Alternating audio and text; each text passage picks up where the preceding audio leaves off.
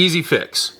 First up, you want to take the cap off the bottle, unscrew the air cylinder, slide it right off, take the piston and the top disc off the pump. Then you're going to disconnect the trigger from the back of the valve right here. Then carefully unscrew the whole nozzle assembly. There is a spring on this valve, so you want to be careful you don't shoot it across the room. Take the pin valve out,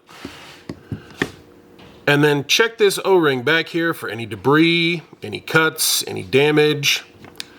Check the inside here as well, any debris, any cuts, any damage. 80 to 90% of the time, just taking the valve out and reseating this O-ring will fix your problem though.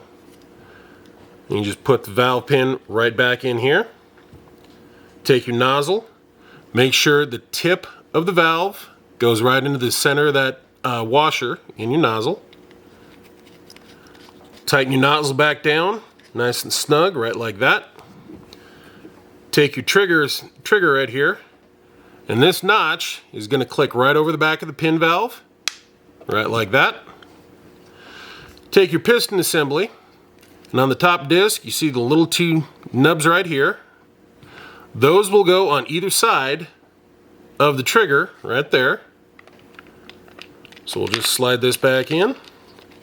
Make sure these are in place, right like that. Slide your piston back on. Dog it down nice and snug. Put the cap back on.